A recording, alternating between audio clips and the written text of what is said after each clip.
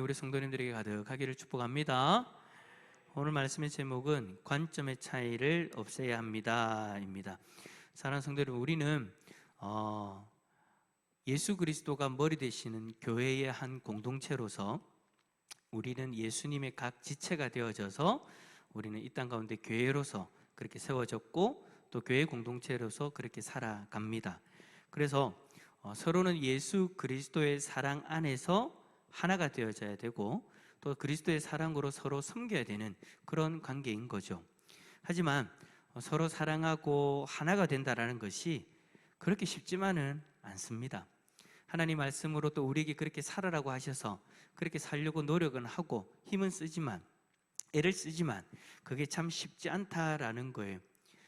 어떨 때는 서로 다투기도 할 때도 있고 또 오해로 인해서 마음이 상할 때도 있습니다.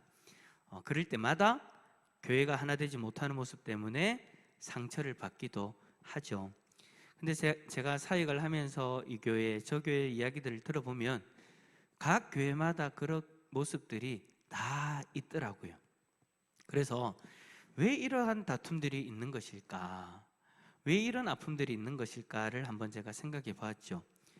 여러 사례들을 생각해 보면서 내린 결론은 서로의 그 관점의 차이를 극복하지 못하였기 때문에 그런 일들을 경험한다라는 것을 보게 되었습니다. 서로 한 교회에 있지만 서로 바라보는 것이 다른 거예요. 똑같은 하나님의 말씀인데 그 말씀을 바라보는 관점도 다르고, 똑같은 사람인데 그 한 사람을 놓고 서로 바라보는 모습들이 다른 거예요. 똑같은 일인데 그 일에 대한 생각들이 다 다르더라라는 것이죠. 그러한 관점의 차이들이 있다 보니까 원하지 않는 다툼들이 일어나더라라는 것이죠. 그런데 이 문제가 비단 교회 문제만은 아니죠, 그죠? 사람들이 모여 있는 곳, 그러한 곳에서 일어나는 문제들의 원인은 거의 대부분 이 관점의 차이를 극복하지 못해서 일어나는 일들이다라고 생각할 수 있습니다. 요즘 정치계가 시끄럽잖아요, 그죠? 보궐선거도 다 끝이 났지만 정치도 여러분 결국에는 이 관점의 차이가 너무나도 확실한데 어느 누구 하나 이 차이를 줄이기 위해서 양보하지 않으니까 그 문제들이 해결되지 않는 거예요. 여러분의 직장에서도 마찬가지고 심지어 여러분의 가정에서조차도 그런 관점의 차이를 극복하고자 노력하지 않으니까 내가 맞으니까 당신이 포기하시오, 내가 맞으니까 나에게 맞추시오 라고 그렇게 서로 주장하다 보니까 그 문제들이 해결되지 않더라라는 것이죠. 오늘 말씀에도 그런 문제들이 드러나고 그런 장면들이 나옵니다. 바로 예수님과 제자들 간의 관점의 차이예요. 예수님과 제자들은 가버나움에 이르십니다.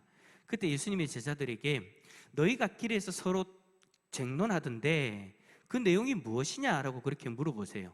그때 제자들이 뭐라고 대답합니까? 34절 한번 읽어볼까요? 34절입니다. 시작. 그들이 잠잠하니 이는 길에서 서로 누가 크냐고 쟁론하였습니다. 자, 제자들은 예수님의 질문에 제대로 대답을 못합니다.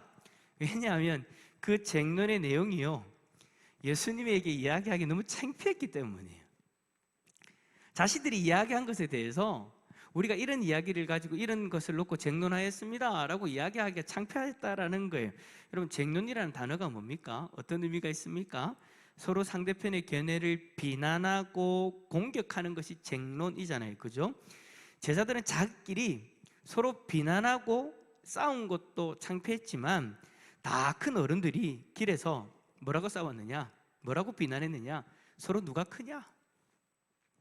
누가 더 권세가 있고 능력이 있는지, 예수님의 제자로서 더 인정받는 이가 누구인지, 누가 제자로서 열심히 살아가는지 서로 잘났다고 그렇게 싸우면서 서로 서열을 매기고 있는 거예요.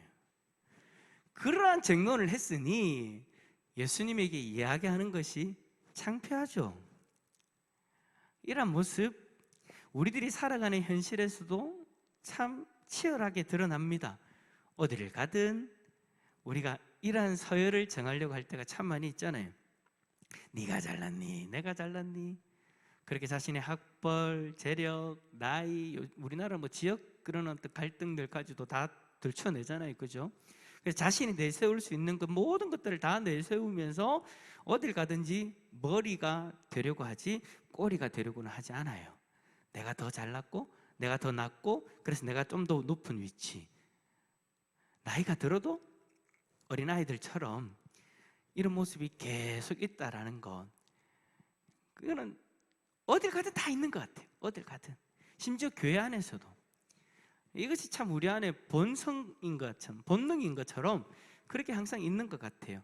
본능은 본능인데 하나님이 우리를 창조하실 때 우리 안에 심어주신 하나님의 형상으로서의 본능이 아니라 죄로 인한 본능이죠. 나 중심적인 그 생각, 죄로 인해서 내 안에 들어온 나 중심적인 그 생각이 이렇게 만들어버렸다라는 거예요. 예수님은 이미 제자들이 이러한 내용으로 쟁론한 것임을 알고 계셨어요. 그래서 아무 대답도 못하는 제자들을 다 불러 모아가지고 앉힙니다. 앉혀가지고 그들과 대화를 시작하십니다. 뭘 시작하신다고요? 대화를 시작하십니다. 대화의 목적이 뭐냐? 예수님과 제자들의 관점의 차이를 줄이고자 하시는 목적이었죠. 예수님이 생각하신 큰 것은, 예수님이 생각하신 큰 자는 누구였어요? 큰 자라고 바라보는 것과, 예수님이 큰 자라고 바라보는 것과 제자들이 큰 자라고 바라보는 것의 그 차이가 너무나도 컸기 때문에 예수님은 그들을 앉혀놓고 이야기하는 거예요. 자, 예수님이 큰 자라고 생각하는 이가 누군가? 35절 말씀 읽어봅시다. 35절입니다. 시작. 예수께서 앉으사 12제자를 불러서 이르시되,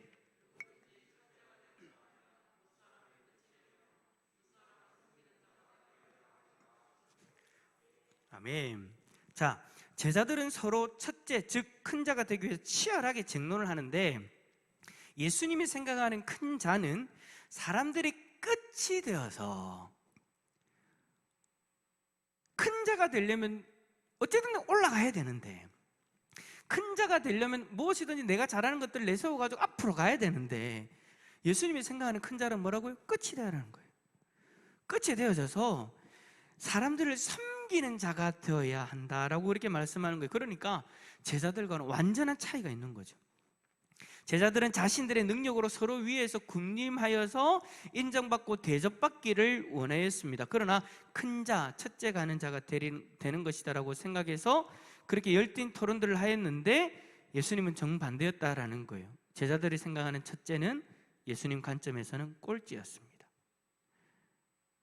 제자들이 생각하는 큰 자는 예수님 관점에서는 큰 자가 아니었다라는 거예요. 그래서 예수님은 한 예로서 어린아이 하나를 데려와가지고 그들 가운데 세웁니다. 그리고는 그 아이를 안으시면서 제자들에게 말씀하시죠. 37절, 누구든지 내 이름으로 이런 어린아이 하나를 영접하면 곧 나를 영접하며, 누구든지 나를 영접하면 나를 영접함이 아니요 나를 보내신 이를 영접함이니라. 아멘. 예수님은 품에 안으신 그 아이를 보시면서 제자들에게 자신의 이름으로 이 어린아이 하나를 영접하면 나를 영접하는 것이다. 그리고 결국에는 누구를 영접하는 거라고요? 하나님 아버지. 그러니까 어린아이 하나를 안고 섬기는 그 모습이 결국에는 뭐라고요? 큰 자가 된다라는 거예요. 하나님 품에 안기는 큰 자. 어린아이는 당시에 여러분 이 세상에서, 그 사회에서 무시당하는 존재였어요. 숫자로도 치주지 않았어요. 제자들의 관점에서 제일 끝에 있는 사람이었잖아요. 그래서 아무 관심도 가지지 않고 신경도 쓰지 않는 존재, 항상 무시당하는 존재. 그래서 이 약하고 소외당하는 아이를 영접하는 것이 예수님 자신을 영접하는 것과 같고 큰 일이다라고 그렇게 말씀하시는 거예요. 서로 굴림에서 큰 자가 되는 것이 아니라 소외당하고 약한 이를 품고 섬기는 것. 그러니까 그들이 생각했던 제일 끝에 서 있는, 서열로 제일 끝에 서 있는 그 자리에 서서 그 아이들을 품고 섬기는 것이 가장 큰 자가 되는 것이다 라고 예수님이 제자들에게 가르쳐 주시는 것이죠. 그런데 예수님은요, 그 대화로 그 관점의 차이를 좁히는 일을 마무리 짓지 않습니다. 예수님은 한 단계 더 나가십니다. 어린 아이를 영접하면 예수님 자신을 영접하는 것이고, 예수님을 영접하면 성부 하나님을, 아버지 하나님을 영접하는 영광스러운 자리에 선다고 그렇게 말씀하시고 계시는데, 더 나아가서 그들에게 무엇을 보여주시냐면 자신의 삶을 보여주십니다. 결국에는 십자가에서 자신이 죽으심으로 정말 큰 자가 누구인지를 보여주시는 것이죠. 제자들과 예수님의 관점의 차이는 너무나도 크다라는 것이 이 대화의 결론입니다. 그 대화로는 그 모든 것들이, 그 관점의 차이가 극복되지 않았어요. 제자들은 무슨 말인지 깨닫지 못했습니다. 여전히 자신의 관점을 고수하는 모습을 성경에서 계속 보여주잖아요. 서로 계속 잘났다라고 싸우고 경쟁합니다. 근데 예수님은 포기하지 않고 어떻게 하셨다고요? 그 관점의 차이를 줄이기 위해서 자신의 삶을 보여주셨어요. 진정 섬기는 자, 진정 큰 자가 누구인가?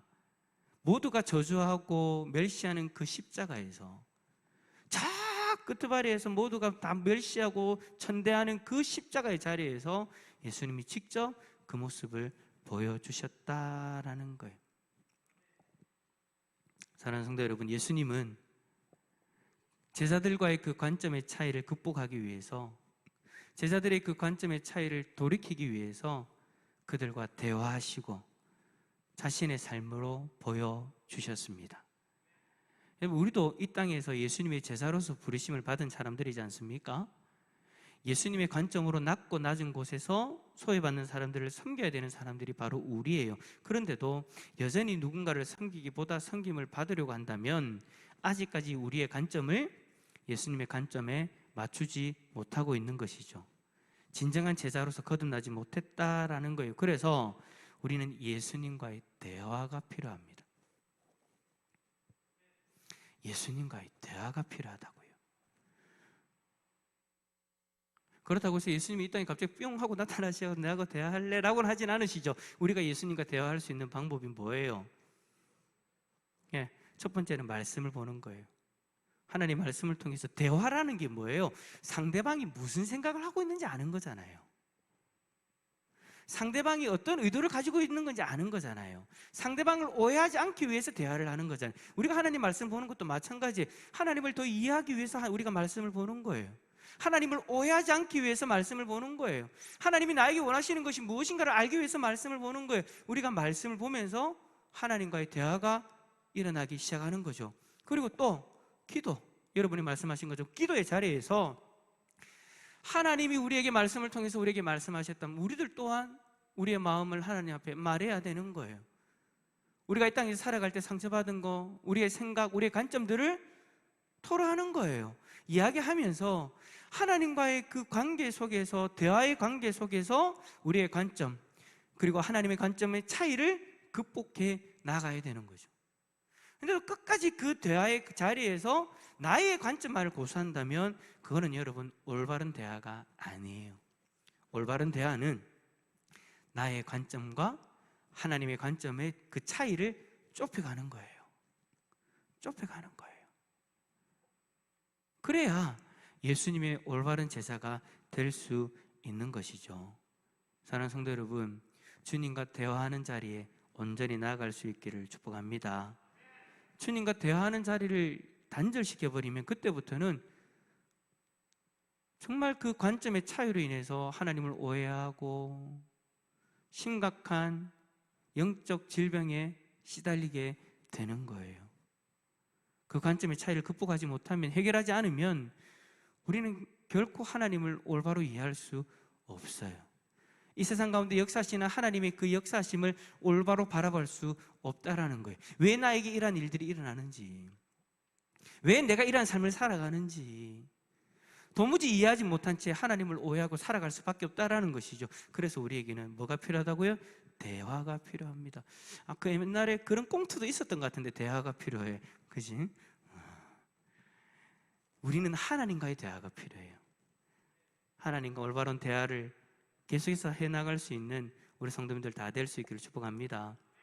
그래도 이 자리에 있는 여러분들은 일단은 하나님과 대화하는 자리로 나오셨잖아요. 말씀을 듣고 말씀을 받고, 그리고 또 내가 기도하는 자리로 나왔으니 오늘 저녁에 하나님과의 올바른 대화를 통해서 하나님과 우리의 관점의 차이가 좁혀지는 역사가 일어날 수 있기를 축복합니다. 하나님과 우리의 관점의 차이도 있지만요, 여러분, 실제적으로 우리가 이 땅에서 살아가면서 부딪히는 존재들이 누구예요? 바로 내 옆에 있는 사람들이죠. 여러분들이 직장에서 만나는 사람들, 여러분의 일터에서 만나는 사람들, 여러분 가정에서 만나는 사람들, 그 사람들과의 관점의 차이도 있죠. 그러한 관점의 차이도 여러분 그냥 해결되지 않죠. 그냥 가만히 있는다고 서로 간의 그 관점의 차이가 해결되어집니까? 안 되죠.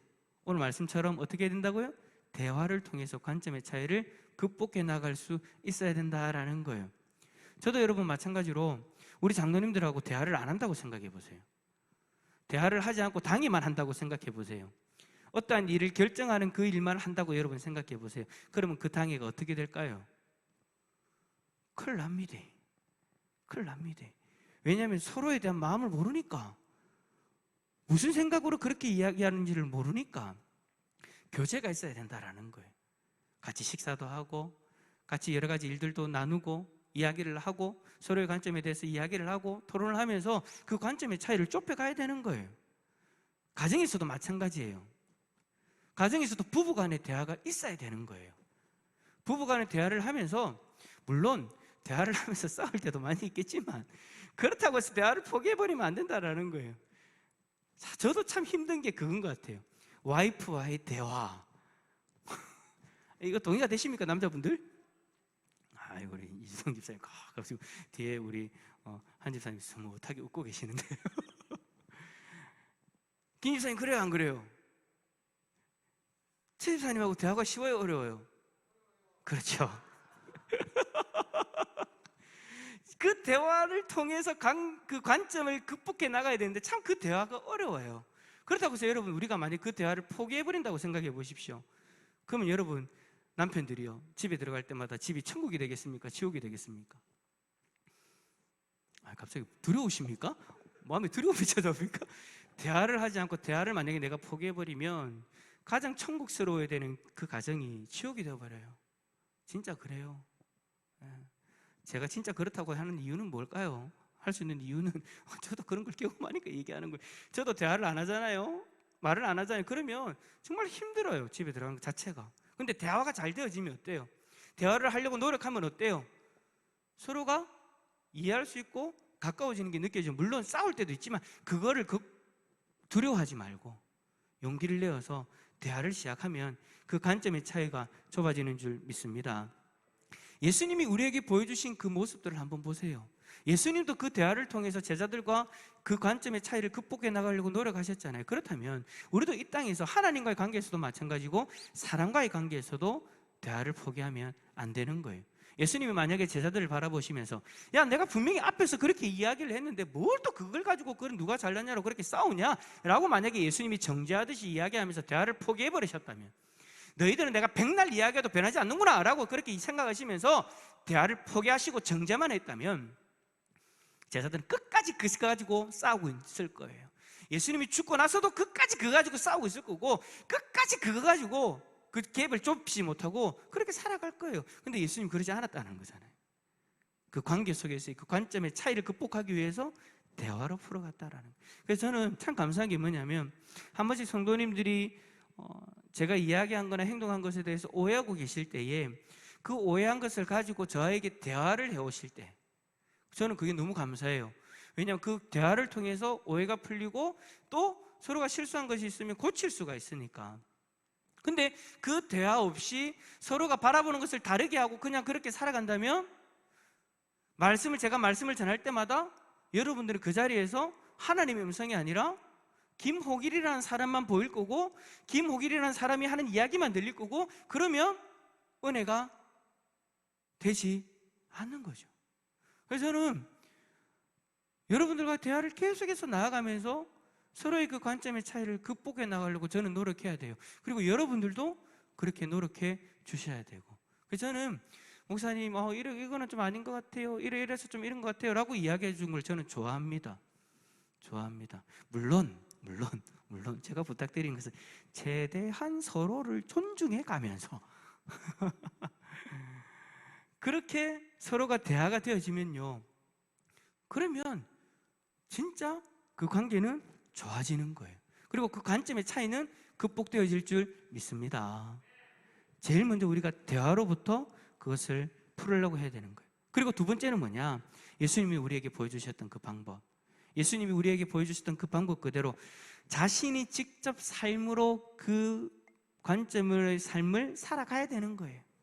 예수님이 만약에 큰 자가 이런 모습이다라고 이야기해놓고 정반대의 삶을 살았다 생각해 보십시오. 그러면 우리는 예수님을 신뢰하지 못할 거예요. 근데 예수님은 그 관점 그대로 우리에게 삶을 보여주셨어요. 그러고 나서 제자들이 그 삶을 보고 나서 어떻게 되어졌을까요? 아, 예수님이 말씀하셨던 그 큰 자의 모습이 바로 이 모습이구나. 여러분, 우리가 상대방에게 뭔가를 요구하고 뭔가의 관점에 대해서 이야기를 할 때에는 그렇게 이야기가 끝나면 안 된다라는 거예요. 그 말 그대로 살아갈 수 있도록 노력해야 되는 거예요. 서로의 관점의 차이가 발견되어졌다면 그 관점의 차이를 극복하기 위해서 내가 그렇게 살아내야 되는 거예요. 하나님 말씀이 이런데 왜 당신은 이래? 라고 그냥 정죄할 것이 아니라 내가 그렇게 그냥 살아가면 되는 거예요. 내가 먼저 변하면 되는 거예요. 내가 먼저 말씀에 순종하면 되는 거예요. 그렇게 되어지면 우리 관점의 그 모든 문제들이 극복되어질 줄 믿습니다. 어떤 이들은 관점의 차이로 갈등이 생기면 대화를 포기해버립니다. 그리고 말과 행동이 전혀 다른 모습들을 보여줍니다. 예수님과 전혀 다른 모습을, 그런 모습들을 보여줄 때가 많죠. 그래 되어버리면 그 관점의 차이는 절대 극복되지 않습니다. 그냥 평행선이에요. 서로 상처만 주는 그 모습으로 계속 그렇게 살아갈 거예요. 하지만 오늘 우리는 말씀을 통해서, 예수님의 모습을 통해서 그러면 안 되는구나, 대화를 시도해야 되는 거예요. 예수님조차도 대화로 시작하셨어요, 제자들과. 그리고 대화로 끝내는 것이 아니라 삶으로 그것을 보여주셨어요. 사랑하는 성도 여러분, 지금 예수님과 우리 사이에도 여전히 관점의 차이가 있을 수도 있습니다. 여러분들의 삶을 바라볼 때에 예수님은 이렇게 생각하시는데 나는 반대로 생각하는 그런 모습이 있을 수도 있어요. 그 관점의 차이 어디서부터 시작해야 된다고요? 어디서부터 시작해야 그 관점의 차이가 해결되어진다고요? 대화, 주님과의 올바른 대화, 말씀을 통해 기도의 자리에서, 예배의 자리에서 정말로 주님과 인격적인 교제를 통해서, 그 대화들을 통해서 주님과 우리의 그 관점의 차이가 극복되어질 수 있기를 축복합니다. 그리고 우리의 삶 가운데에서 앞서 보여주신 그 주님의 모습을 보면서 우리의 관점의 차이를 그 삶으로 극복해 나갈 수 있기를 축복합니다. 뿐만 아니라 수평적인 관계에서도 내 옆에 있는 지체들, 가족들, 직장 동료들, 만나는 수많은 사람들과도 그러한 방법을 통해서 관점의 차이를 극복해 나가서 정말 여러분들이 만나는 모든 이들이 참된 평화를 누릴 수 있는 그런 놀라운 역사들이 일어날 수 있기를 축복합니다. 예수님과 여러분의 관점의 차이, 그리고 사람과 사람과의 관점의 차이를 반드시 극복해내는 귀한 하나님의 백성들 다 되어질 수 있기를 예수 그리스도 이름으로 축원합니다.